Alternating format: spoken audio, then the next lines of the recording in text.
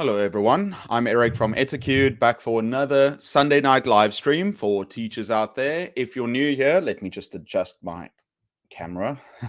If you're new here, my name's Eric, and every Sunday I have a live stream where we talk about teaching. So if you've got any questions, put them in the comments below. Also, if you're new here, put your name in the comments and where you're from. Yeah. So it's Sunday night, and first off, I have to talk about the tragedy that just happened in Seoul, Korea.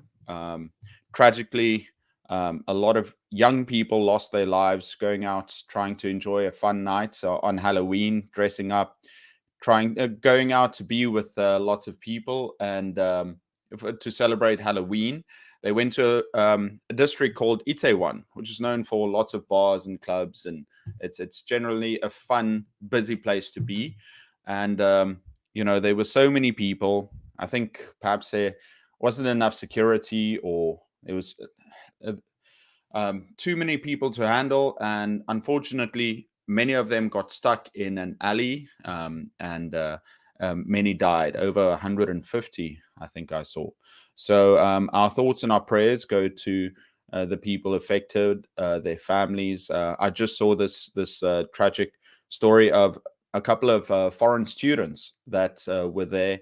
A girl, 21, I think she's an exchange student, and she passed away, which is, we never want things like these to happen, these accidents, but especially to young people with so much ahead of them, just trying to enjoy life and spend it with other people, and then this happened. So yeah, everyone, my utter condolences.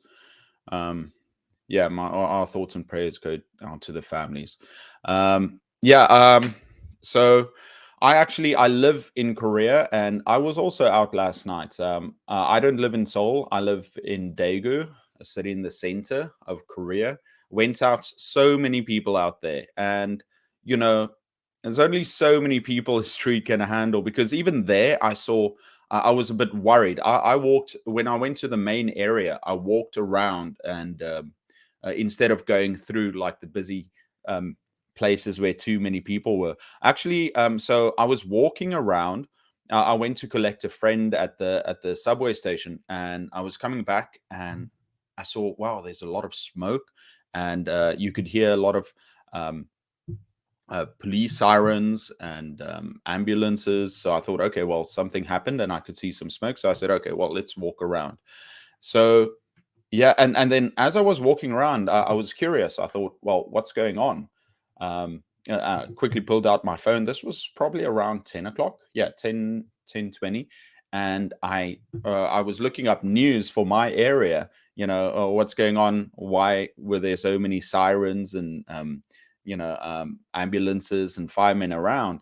And then the news struck of what was happening in Seoul. And, it really, I could really feel it. Most of the people there didn't realize, but later started getting calls and messages from people that were really worried. So yeah, everyone, I think this is a time for us to reflect and think about our loved ones. And it's difficult to even imagine what those people are going through, getting these messages and being worried. I know that immediately the Korean government set up, so many people went to help. Whoever could help went to help, but it was just too much, too many people that were struggling. And they opened up a call center for you to dial if you want to find someone. So everyone, welcome. I just wanted to get that off my chest. That's something difficult happening. Now, let's get back to the main show. And if you want to talk about teaching, or if you want to share your thoughts on the tragedy that happened in Seoul, feel free. I'll comment as best I can. I'm just a teacher living here, but I've got many friends that are talking about it, and actually that went to Itaewon. So I sent them a message and said, listen, are you guys okay? What's the situation like? And I'm very fortunate that no one that I know got hurt, but that means that there's still 150 families, struggling with the tragic loss of loved ones. Well, first up, sorry, Cavino. I see it's your first time here, and we're starting with a difficult topic. I'll go through it now. I think this is my first time. Welcome. It's nice to have you. Your second. Hello. And then Paul's here. Good morning from Canada. Eric and friends. Wendy. Hello. Halima from Libya and Sharif. Muhammad is here. Saima. Hi, Saima. Omar from Lebanon. Hello, Lena. Sorry, Lena. And Zhang Wei. Hi. And James is here. James, I know you're up north, but you weren't there. James doesn't celebrate Halloween, as is everyone's prerogative. And yeah, he just said about 150 people killed. Itaewon is a very famous as a party place. Yeah, I've been to Itaewon before. I generally don't like going to Seoul. It's just way too many people. And it's funny. There's a South African group for South Africa. There's a Facebook group for South Africans in South Korea. And yesterday, someone was commenting, who wants to go with me to Itaewon? And someone else commented, oh, it's just too busy. You can barely move around. And and those, even then, reflecting on that, it's the warning signs should have been there. And it's something that that's an accident. I remember when I was in high school, I was in shop class, and one of the definitions that we had to learn was what is the definition of an accident? And it's an unplanned, unforeseen incidents where injury or damage may occur, right? So I think we want to live in a safe place, and Korea is very safe, but I mean it's difficult to imagine something like that happening in a place like that. We want our governments to be ready, but I'm not going to blame the government. I don't know, there's no one else to blame, but still, we're looking for answers. Asil from Algeria. Koa, hello, dear teacher. Hi. Incredible tragedy. I'm doing well. I'm doing very well. Actually, yeah. So yesterday I went out. I celebrated Halloween, but coming back the next day today, you don't really feel like you're celebrating, knowing what happened. Abdul, hi from Indonesia. I'm really sad about the tragic news. Yeah, it's really sad. 19 foreigners, yeah, and many students. I've seen that because it's for young people. Many students go there. You dress up. I actually dressed up as a policeman. It was really fun. Went out, had a good time, met my friends. Unfortunately, well, I don't want to use unfortunately in this thing, but yeah, I didn't take a lot of photos, but yeah, it's what I did last night. Nazim, hi from Bangladesh. Thank you, Ayman. From Bangladesh, hi. Thank you for listening. Arm, Sabi, hello. What's your vlog about, Sabi? I'm very curious. I always like seeing other teachers that put out content to meet. Hello from Cambodia, from Sudan. How should a teacher address incidents like this in the class, knowing it's on? Well, it's important for teachers to bring it up because it's I remember being in Korea 2014 where there was a Seoul accident. I was teaching at a high school, and I don't know if you guys remember, but there was a tragic there was a boat sank called the Seoul, and there were 300 high school students on board heading to Jeju, which is an island, a popular island in Korea. And it sank, and when it was happening, we heard that the boat capsized, but the students were still inside. At first, the reports that came out seemed hopeful, like, okay, the government is on it, they're going to solve it. Even some of the big companies were sending down people trying to help out, but the boat sank with with 300 children on board, and they died, and that was so tragic.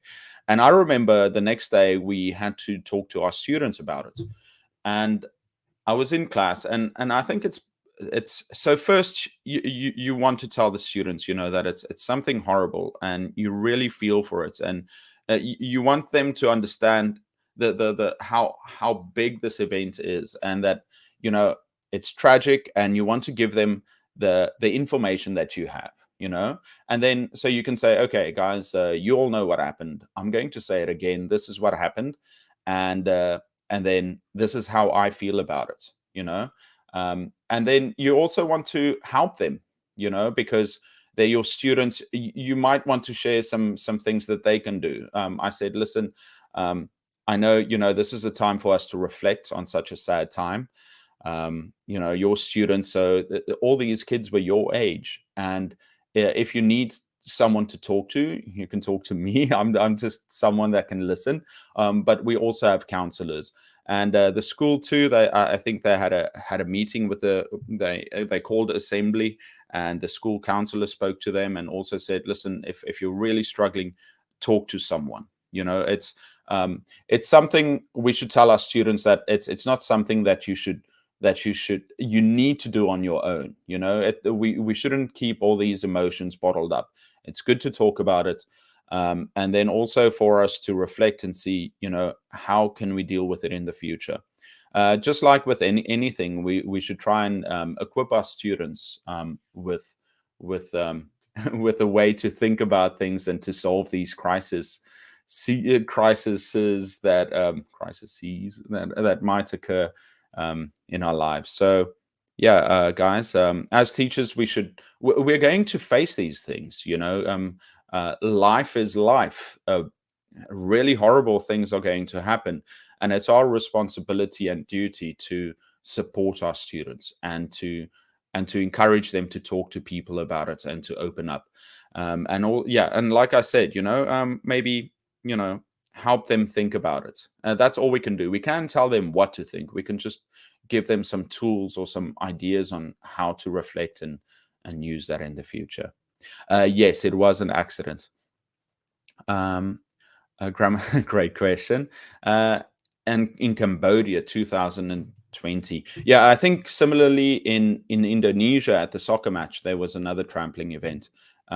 Yeah, it's for organizers, and whoever the organizers are, the government, the municipality, they should know that increasingly more people are coming out, especially post COVID, and that they should have measures in place for that. Even before COVID, we knew that area gets super busy, and so we've got to feel, yes, we have to mourn, we have loss, but we're also going to search for answers, because we don't want things like this to happen again. Let me quickly look it up. Cambodia 2010 accidents. The water festival accident. I think I remember reading about it in Phnom Penh. Yeah, let's see. 350 people were killed. Yeah, what a massacre. I remember this. That's a horrible thing to happen. And yeah, as teachers, we should we should deal with it by ourselves too. Our own emotions, but we are also responsible for our students to help them deal with it. I'm not a trained psychologist. I don't deal with these things. I'm sure there are better people for it, but I just try and take a humanistic view on things and try and help my students with it. I think that's the best we can do. We can't solve everything. We can't make them magically feel better, but just by talking about it, we're building connections. We're building up a dialogue, and we're showing them that their thoughts and their feelings have an avenue to be dealt with. They shouldn't just be bottled up, and I think that's an important lesson. Rabia, hi from Morocco. From Guatemala, Claudia, no, not a natural disaster. And you don't need to memorize all the tenses. Just use them to the best of your ability. So think about what situations you're going to use these tenses in, and then start practicing them. So you don't have to memorize the rules and how to use them, but having knowledge of the grammar helps you understand how to use it, and then it's up to you to start employing it in whatever situations you're going to have. Greta, hi. Andrew, yeah. Andrew, I like hearing etiquette. It's so good. Maggie, hello. April, oh sorry, April. Arnold from the Philippines. Hi. Mario, greetings. Nadia from Egypt. Sylvia from Argentina. Ma, hi. Mario, hi, Mario. Arnold, Arnold, you just said. Iyabo, hi. Women, life, freedom. Good. I don't know if this is a statement or just 3 words that you feel are very important in life. That's Yaya. Hi from Rwanda.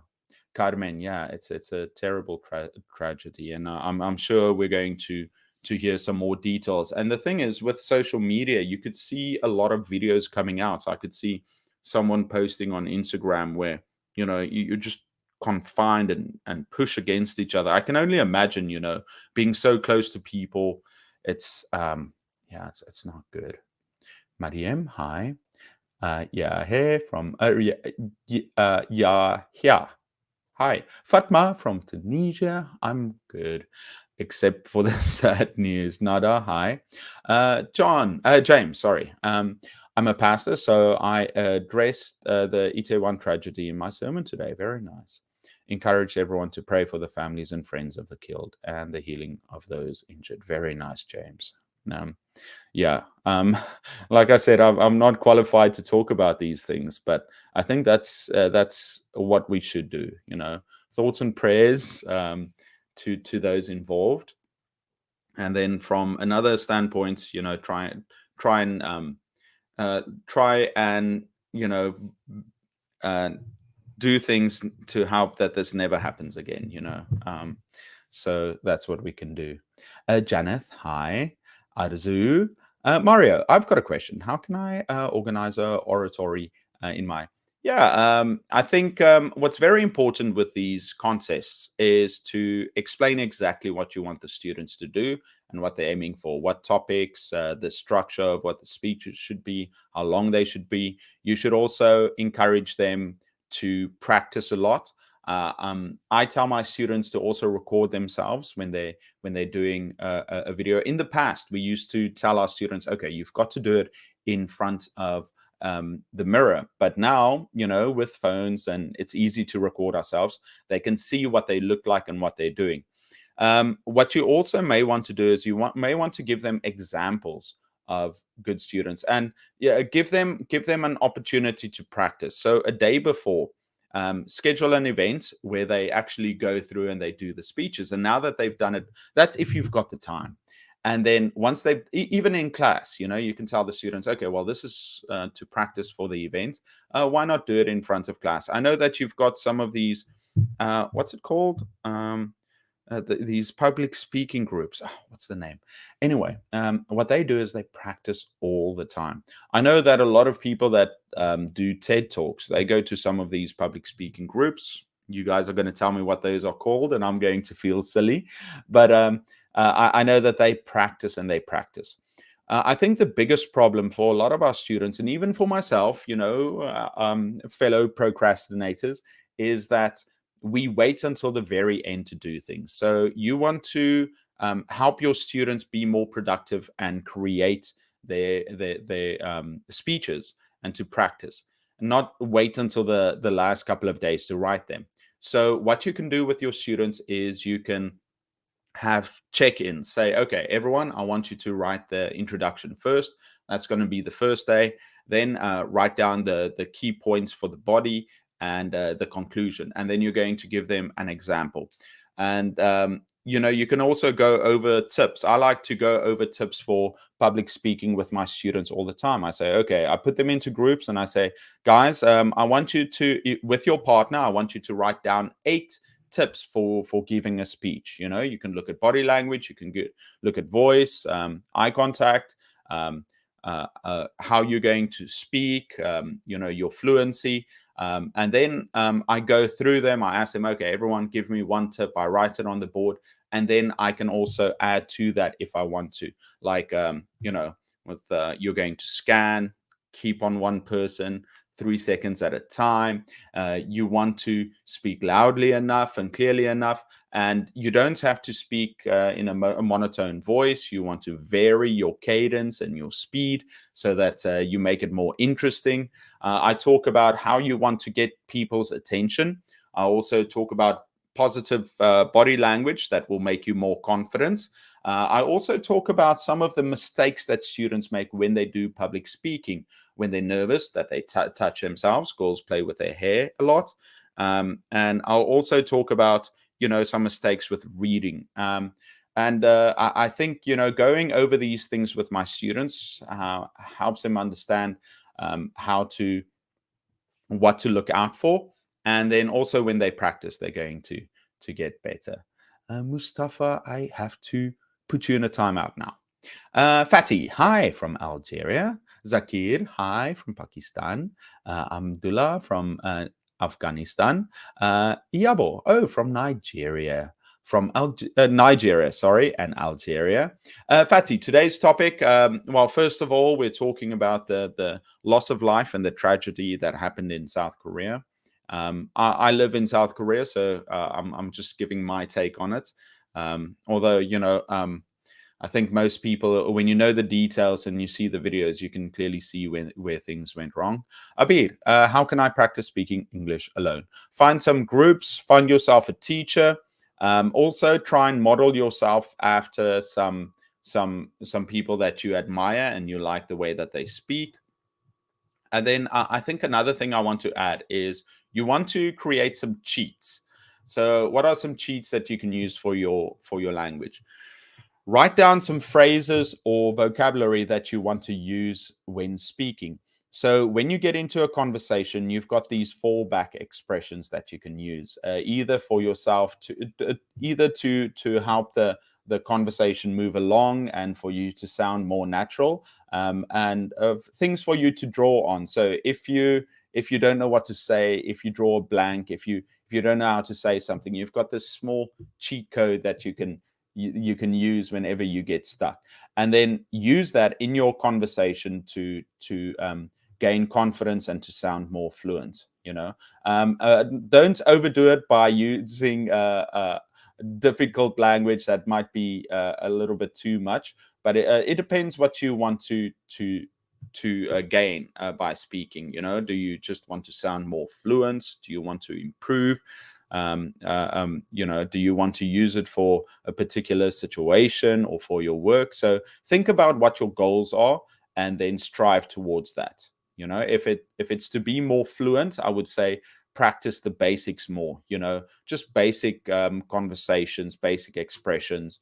I think a useful thing would be in the future, if I do start a learning English channel, which I'm kind of thinking about doing, not for myself to run, I feel like, but I've got some ideas for it. I would include a lot of natural language that you can listen to and then also explain. That's something I'm thinking about, is starting a channel, recording people having conversations about different topics, and then explaining some of the expressions, some of the vocabulary, some of the grammar that is used, and then how you can apply it to your own language to also sound more fluent. Yes, a positive thinking. I like that name. Sometimes my confidence decreases and I lose the hope of teaching well, and it's really boring. I want to get rid of it. Just thinking about it, where does your confidence come from? Is it your ability to control the class? Is it your ability to convey your ideas and to teach the grammar or to teach whatever topic you're teaching? Think about the why. Why do you have this lack of confidence? And then how can you strengthen that? How can you solve that problem, that issue that you have with your teaching? Where does that lack of confidence come from? Now, once you solve exactly what the problem is, or you try and help yourself improve in those areas, now okay, well, I can do this well. If it's a problem with how you're starting class, now I want you to actively work on some ideas on how you can do your class better. If it's a problem with some of the activities, look for some better activities to use that engage your students, that engages your students, and then I would also encourage you to, when if it's about the grammar or if it's about the lesson that you're teaching, why not look at that lesson, look at how you would teach it, and then add some extras to it, some extra activities, some extra resources.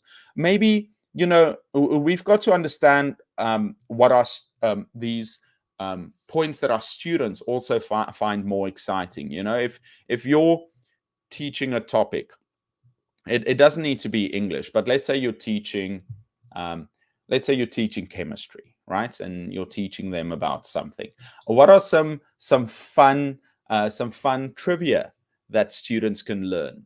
What are some useful things that they can share with people back home? So once we put in some of this information that makes people listen and try and remember it because it's useful or it's fun, it's something that it's shareable, they're going to learn better too. And then when you're teaching whatever you're teaching, let's say you're teaching English, look at how you're doing your lesson and then think, what are some different ways that you can approach this? So you're going to break down your lesson. Like, let's say you started the lesson by by giving them vocabulary and then teaching them the grammar of like how to use it in a sentence, and then they're going to practice in a conversation. Why not say, okay, well, this is the way I'm teaching it. It's kind of bland and boring. Let's break it up. Let's do it differently. Let me give them a conversation. Let me give them the first sentence of a conversation, and then they've got to guess what the rest of the conversation is. And then you can say, okay, well, let's look at the grammar being used in this dialogue. What do you think the grammar is we want to learn? And then the students can give their ideas. And then you can say, okay, well, what are some vocabulary words that you don't understand from this dialogue? And then you teach that. So basically, you try and change up your lessons to make it more interesting, because you don't only have to teach one way. There are many different ways to teach. Obviously, as a teacher, you're going to find something that works for you, but you also want to look for other ways that might help you enhance those lessons, right? It's just an idea. What I always like to do, and I think most teachers do, is you have lessons where the students take a more active role, where they have to produce something, they have to give feedback, and that's really fun. Think of ways of including the students in the story, or think of ways for the students to be more active participants. The less you talk, the more you get them to produce and to talk in front of class, the better for you. And in that way, I think that's very important. In that way, when you get the students to do most of the legwork, if they're doing most of the work, that gives you time to actually help them improve and just fix some things. So you can see, okay, well, they're doing this wrong and this person did this wrong. Well, now we know what mistakes they're making and how to solve it. Instead of you trying to teach everything, you can actually break it up that way. And I think another thing you can do is, you can break your lessons up into different parts. Instead of just having a time when you're just lecturing too much, try splitting it up into shorter intervals so that the students have all these different activities.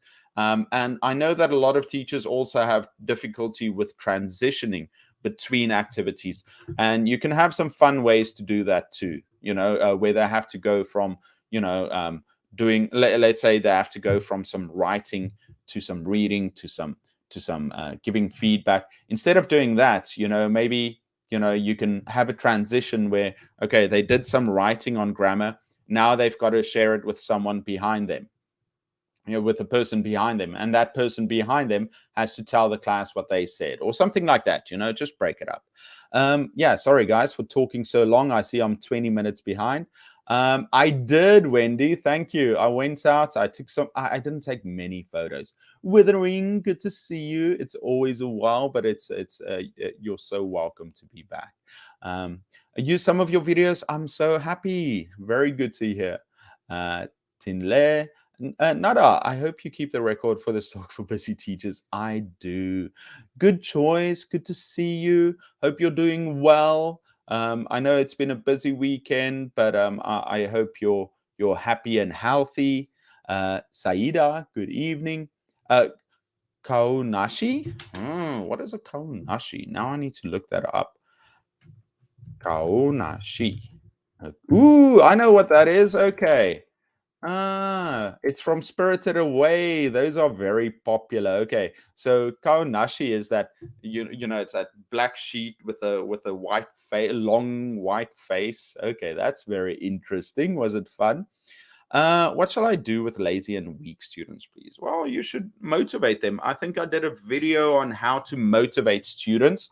Yeah, you've got to involve them in the class. So let me quickly go in and see if I can find that video on how to motivate students. It's a video I did a while ago. Many people ask me, "Oh, Eric, how can I motivate my student?" So I made this video. I think it's got some good ideas. All my videos have good ideas. You guys know that. I've been so bad though. I've got these videos that I have to reshoot, and I've just been procrastinating. I'm actually, guys, by the way, yeah, I'm busy editing a video. Busy editing. I've got so much to do, but I'm busy editing a video on 30 activities that you can use with when teaching one-on-one. And a lot of these activities can be used in the classroom where you just put the students one-on-one, or you can even adapt them to be used in groups. And I think there are some fun ideas. So I hope to get it out maybe Tuesday, maybe Thursday. It's probably going to be Thursday, but check it out. I think it's going to be a really fun video. Let's see. Okay, I saw this here. James, Eric, think your dad just uploaded a video. Shall I leave watching your video? Never leave my video. No. So James, actually, my dad sent me a link. My dad sent me the video first on his thoughts, and I didn't have a lot of time. I just quickly checked the first 2 minutes. But I told him, I looked at it and I said, Dad, your editing is better than this. I want you to improve this video, because he put out the video, but there were, I think there were some issues with the editing. And I told him, listen, you're better than this. When we create videos for YouTube, obviously we want to put it out, especially if it's about something that just happened, you know, something timely or time bound. But I think he made some errors in his editing. And I said, Dad, delete the video. Well, just edit it a little bit better, because I think you can do better. So don't watch that video yet. By the way, guys, so James is a pastor too and a teacher.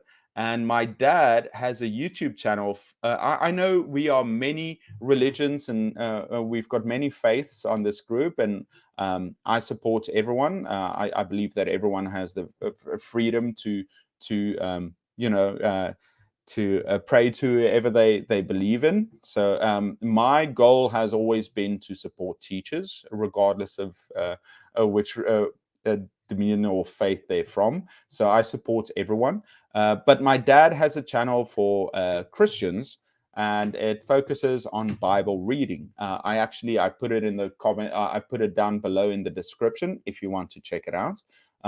But yeah, with this latest video, I just said maybe you should try and do it again.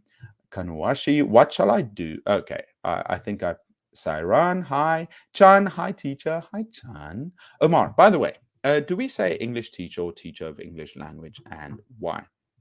I think either way is fine. Someone's going to come up and say, Eric, no, it's only this way. No, just say English teacher or teacher of English language. I think both ways are fine, you know. As with anything, you know, when it comes to language, it's understanding it, and it's understanding what it means and that it's used a certain way. But I think that's fine. Both are fine. Someone's going to say, Eric, you're wrong. Where is Kev when we need him? Sayor, hi from Cambodia. Mufida, hi. Omar, thank you. I'm doing very well, thank you. Inkar, hello, Eric. How are you? Happy Halloween. You are back home. Great. Yeah, I'm back at my place. Got my shirts on again. Although I know that after this, I need to reshoot some videos, and I've been procrastinating and putting it off, but I need to get it done. Hi from Pakistan. Isa, I hope you're doing well. I'm doing well, thank you. what is the best way to teach writing, considering that students don't have a lot of vocabulary? Well, it's all about supporting your students, So, you know, uh, share with them basic vocabulary that they can use, and then, show them how to use it. And I think the best thing that we can do for our students is inspire them to learn on their own. Now, with writing, I think you can also encourage them to do a lot of reading. And once they start writing, if you can spark that enthusiasm for writing and for learning, then they're going to start doing it on their own. And I think that's what we need to do more as teachers too, is yes, we should use our time in the classroom to teach them as best as we can, but we should also help them to help themselves. Help them help themselves by learning on their own and doing things on their own to improve. A lot of students that do very well, at some point they were encouraged by a teacher, or they were praised, and they've got that internal motivation of, wow, you know what, I feel so good, I'm learning, I'm improving, my teacher said some really nice things, now I'm going to even try harder. And I think that happened to me, I'm sure that happened to other students in certain subjects. And we have to curate a love for the language for our students, but also a love for learning. So, what I would say is, yes, teach them vocabulary, help them write, give them examples, practice it in class, have some fun activities and topics for them to write about that is a suitable level for your students, but also try and inspire them to write on their own. That will give you more time to check and to help them with the things that they struggle with. I hope that helps. Uh, Ilam, hi, I'm doing very well. Romeros, hi, good morning from an amazing Latin country, Ecuador. Well, what a great way to say it, Romeros. Uh, Koya, can translation be harmful to students? Students like it when I speak Arabic and explain things in Arabic. Yes, it can be difficult because, look, it varies. If you only use English, the students are forced to use English in class with you, and they know that, well, they can't rely on Arabic, or the language they're comfortable in. They cannot rely on that. They have to use English, and that will help them improve further. Although in some cases, when you're teaching grammar and you quickly explain something in their language, maybe they're like, oh, okay, now I understand what it is. But the less you use, the better for your students. There are many schools of thought and many classes where they have policies of no mother tongue in an English class. And I think that's the way you should think about it, is the less you use. And make your students understand that too. Tell them, growth doesn't happen when you're in your comfort zone. The only real place you're going to grow is by putting yourself out there and sometimes sounding silly and making mistakes, because only when you make mistakes you realize how to how to fix it. So that's very important. So make them understand that. Realize, you want them to enjoy the class, and you want them to learn as best as they can. But if they never use English, they're never going to improve. And you can use different ways of telling them that. You can give them positive role models, like, if there's a famous actor from your country, or younger students also really like singers, or athletes. Look at this athlete, and then you show them a clip of where this athlete is using English, and then they can be like, wow, I'm inspired. And you can also give them negative examples where you say, oh, well, imagine if you're in this situation and you can't explain something, how difficult it would be. So no one wants to be embarrassed, right, when they're learning something. But it's better for them to know that it's better to be embarrassed in class and to use that and to improve, rather than avoiding something that's uncomfortable and never or not improving as fast as they want to. So remember to tell them that. That's very important. Luz, hi from Algeria. Nazar, I'm well, thank you.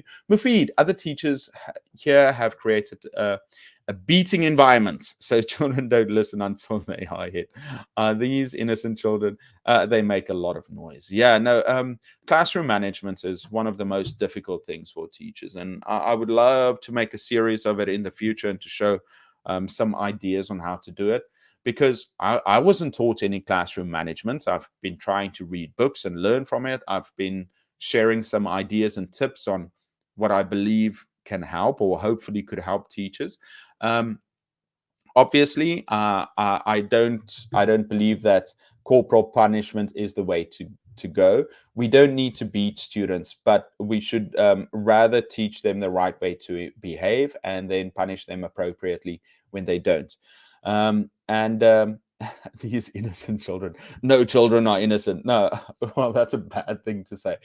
Nobody cut this and show it to me later. No, listen, the kids, you should have rules in your classroom, and you should have a dynamic where the students understand what is expected of them and what behavior you want in the classroom, and there should be boundaries around them about how they should behave and how they should act.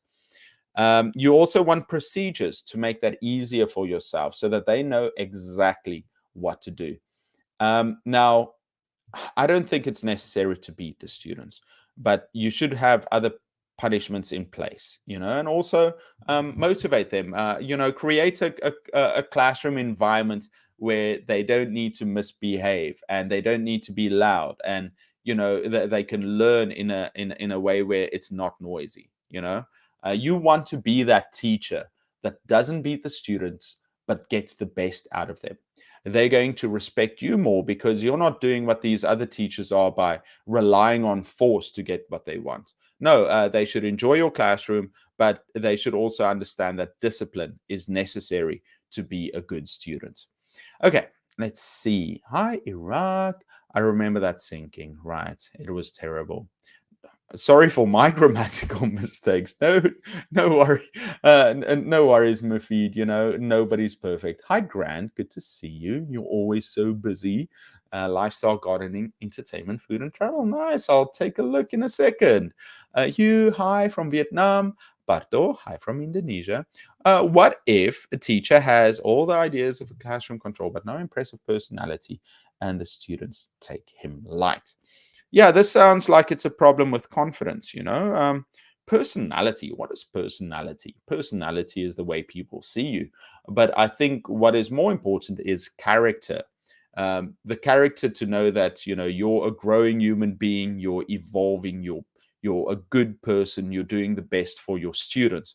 And you want to, if you believe anything from this, believe that if you're trying to be the best teacher that you want to be, you're trying to reach your students and you're trying to improve their skills and them as human beings, then you want to do it in a way where in a constructive way, and you need to do the best you can to create that atmosphere in class. I sometimes tell teachers, it's not about who you are as an individual. You're not just a person.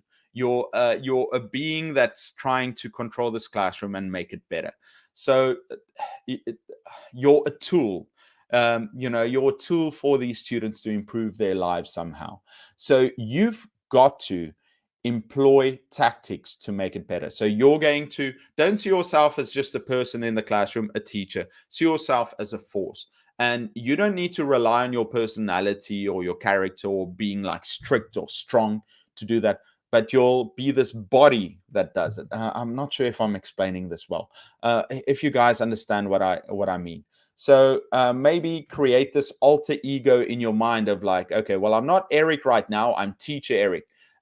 Eric might be indecisive. He might be weak. He might be soft-spoken. He might be too nice to students and they overtake him. They overrun the class. But teacher Eric is strong and capable, sets rules and controls the class in a way that makes learning possible.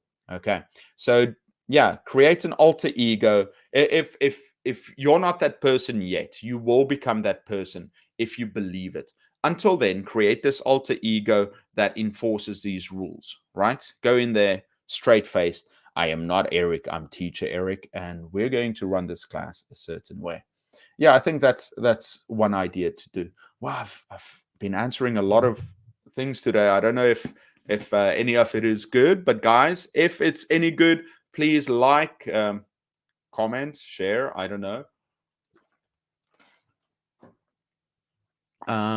For delicate situations, we have to do our best to be empathetic and sympathetic. Thank you, Grant. Yeah, we've got to understand what our students are going through, and then do our best to assist them. Miss J, hi, Mister. So great to be here again, listening to your great advice. I need to give a seminar on native pronunciation. How can I get in touch with you? Hi, Miss J. Wow, I don't know if I'm an expert on pronunciation. I struggle with my own pronunciation sometimes. Um, Find role models for your students. Find if you do a seminar on it, first you want to do two things. You want to look at positive role models and positive examples of what we want to strive to. You also want to give some common errors that people make when they do this, common pronunciation mistakes, and I'm sure you can go on Google and find it. And then you want to also show how can we fix so these common problems, how can we fix it, and how can we motivate our students to improve those errors, right? And then also you might want to give some activities where the students can practice their fluency and their pronunciation. I think that's vitally important. A good thing that we can do with our students is also to help them self-regulate. What do I mean by that? I mean, we as the teacher, we're going to be listening to the mistakes they make. So, for example, in Korea, a lot of the students say "안녕" or they say "restaurant" because that's how it's written in Korean or pronounced in Korean. And then, so I'm going to show some of these examples to my students, and I'm going to encourage them when they record themselves and they listen to themselves, or when they hear a friend say it a certain way, they should help and try and fix their friend's mistake, or just encourage them to help each other.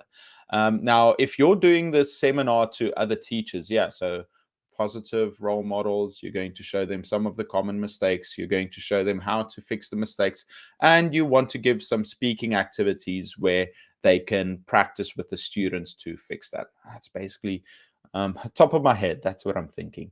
Tano, actually, I want a one-on class, so please. Tano, yeah, I don't really do one-on-one classes, although I did. There's a company that I'm actually doing something for, um, called Preply.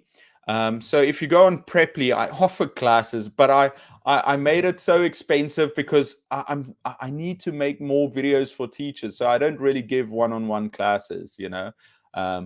Although I enjoy working with students and I would love to teach one-on-one, I just feel a greater calling to try and make videos that are useful for more people out there, to reach more people. Yeah, I hope you understand. Charlene, hi, how are you? How do you get the attention of students at the beginning of class? Do you get some tips? Yes, start with more energy. And you also want to have structure in your class. I always start my class the exact same way, and the students like that. And then also, so you want to have a certain way of starting class. You want to start with high energy. The students should also know what to expect from class. How do I start my class? So how do I start my class? I walk into class, I wait a few seconds, I look at all the students, I breathe, give them a second or so to look at me, and then I'm going to start. Oh, sorry about that. Hello, everyone. Or what do I usually say? Good afternoon, everyone. And then I expect the students to say good afternoon back. I told them the first time I met them, I told them this is how I like to start class. And then what they do is usually with the students, they're like, good afternoon, one or two. And then I go and I say, thank you, Jimmy. Thank you, Sarah, for saying hello to me. Now, the rest of you, let's try that again. And then I say, good afternoon, everyone. And then they usually say good afternoon back. Or if the first time most of the students say good afternoon, I'm saying, like, oh, thank you so much. That warms my heart. Let's get started with class. And I tell them exactly what we're going to learn that day. I also tell them what I want them to focus on, and then we're going to start with some warm-up activity. Now, it counts the same when you're doing speeches or presentations and things. You want to get the audience's attention, and the way that you can do it is, I like to tell my students the best way that you can get someone's attention is just to be quiet for a little bit, wait for them to notice you. Once they're looking at you and you're smiling, then you start. Yeah, so start with a lot of energy. You're the driving force in class, so you want them to react to you a certain way. Tano, now, very interesting. I was waiting for someone to say they're from India for a long time for most of the stream, because I don't think. I know South Africa is playing against India. We're playing T20 World Cup in Australia at this very moment. And I watched the first half. India batted, and they didn't get a high score. And then South Africa just started batting, and I think South Africa is already losing, which is very sad for me because I'm from South Africa. But I made a bet with an Indian friend saying that, if they win, if India wins, I will treat them to something, and if South Africa wins, I need to be treated to something, to a dinner or something. Now, I've stopped following cricket for a long time, because I don't know, South Africa, when it comes to World Cups, we just choke. We don't do very well. So, I've stopped watching cricket, but I started watching this game, and it's quite interesting. After this live stream, I'll check it out. Isa, hello. I want to know, how can you tell the difference between the complete subject and I'm not going into grammar right now. Sorry, Isa. So yeah, I talk about teaching. I don't go into grammar too much because then it gets very difficult. Luza Ang, hello. Wishing the best to everyone. Hi, Luza Ang. Marjorie, hi. Yunala, hi. Thanks, thanks, Paul. It's good to see you. And yeah, I think it's a very difficult topic. We can't change the past, but we should think about it, and those people that are going through a very difficult time at the moment. Nari, hello from Nepal, Cambridge. You're a genius. Thank you. Been teaching for 40 seconds. Well, thank you, Marcos. I don't think I'm a genius. I think I'm just trying to share some things that might be useful. Hopefully they are. But thank you for the kind comments. I really appreciate it. Now, I wish I wasn't a genius. I wish I was more hardworking so I could stop procrastinating and quickly do these videos. Mufid, other teachers have been creating a beating. Yeah, I read that one. Hi from Pakistan. It seems that they are yeah, definitely. MJ, hi from Afghanistan. Great to hear you. Hi, MJ. Masika, how to teach English as a second language. I did a video. It's probably a very watched video on my channel. It's how to teach ESL. It's just an idea how to teach. I'll share it with you. I think most people. Is it here? Find it. Show me. Okay, found it. Here we go. I'll quickly share it with you. This is probably one of my most watched videos. It's basically a video where I teach how I would teach ESL. So let me quickly post this in the comments. I think most of you probably. I hope you've seen it. If you haven't seen this video, I really believe in it. I think it's a good one. Where are we? Oh, here we are. Fatih, Suhair. How can we? Okay, I told that pair work is very important. Can you give a resource, please, for examples of students giving good speeches? Are such examples available on YouTube? I used to show my inappropriate. You know what? In the future, I might record some of my students, because right now I'm sitting through presentations my students are doing. And actually, I give so much feedback to them. I should actually make notes on all the common errors I see or advice that I give the students. So I don't know a resource of students doing it, but I think I might ask my students if it's okay if I record them. But then I'm going to have to record all the students to see what's good and what's bad. But I think I might take my phone in for next week, and I'm going to record a session. I'm going to ask the students if I can record them. And only after that, That's going to put more stress on them, but it's fine. They've got to deal with stress. But then I'm going to, once I've recorded it, I'll look at some of the better presentations, or actually I could do a mix of it, or some of the advice I give. Actually, that's a really good idea. James, I'll try and do something like that. How about that? I'll ask my students, I'll ask if it's okay. And then hopefully, yeah, we can use that as a resource for students too. Saida, hi. MJ, what to say to a student? Ask me a question. I get asked questions.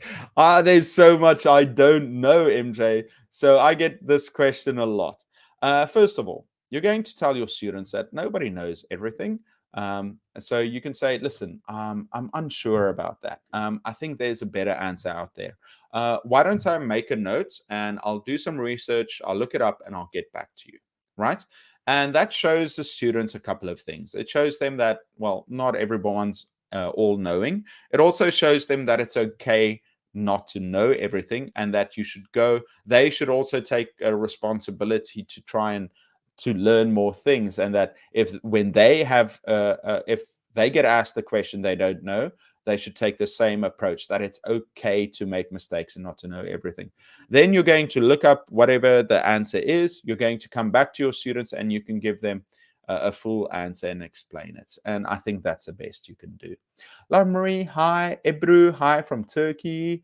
Merhaba. John Lewis, hi from Myanmar. Arun, hi. Eric, the fact that you care about your student does qualify. I think your presence. Definitely. I totally agree. I think as teachers, we really care for our students and we want to show them that. Tano, let us learn together through Telegram. Okay, Tano, I hope people do that. Toastmasters, thank you. I would love to look, guys, by the way, I think Toastmasters is a great idea. Even at school, you can look at some of the topics they're talking about, some of the ways that they structure. They practice debates, they practice giving speeches. I think that's very important. Where are you teaching? I am in South Korea at the moment. Are there recordings of these sessions? Yes. Ooh, there goes my light. Give me a second. I need to fix this. It's this plug for my lighting. I'll just be dark for a second. How about that? Okay, so yes. So this is on my YouTube channel, Muhammad. My YouTube channel, just go on YouTube. It's Etiquette English Teachers. And there's a playlist with every single live stream I've done for the last 3 years. And you can watch through them. I hope there are some good ideas if you'd like to watch them. Vanina, praised for all of those Korean families during this hard time. Very nice. Thank you, Vanina. Are great resources. That's what I was just saying. Yeah, I think maybe if you can adapt some of it, it could be useful. But yeah, it's mostly for adults. Wahiba, hi, a talkative student.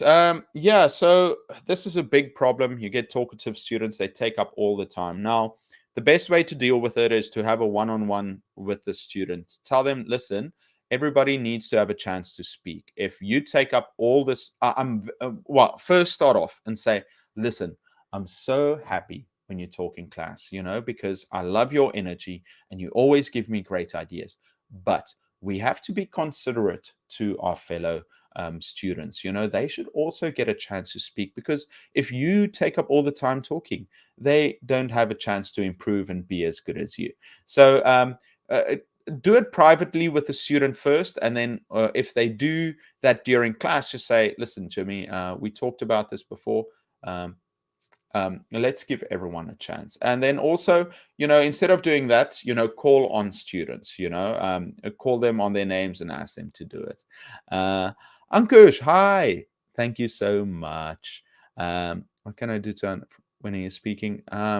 Yeah, well, it depends if they're speaking very quickly or it's very, very difficult. I think the best way that you're going to improve your listening and understanding ability is by practicing more and trying to learn more. If you're watching movies, watch it with subtitles. And then later, perhaps take the subtitles off. One of the techniques I often tell English learners to do is watch a show like Friends. First, watch it with translated subtitles so that you know what's going on. Then watch it with English subtitles so that you can read it and you can follow along. And then after that, watch the same episode without any subtitles. Now you kind of understand what they're talking about and you can practice your listening. So that's something I would say. Has anyone changed their hour? The daylight savings time? Really? Hi. Thank you so much for your channel. Lessons about classroom management. I'm so happy to hear that. Thank you so much from Russia. I'll look forward to your new plan. You said, definitely. Okay, everyone.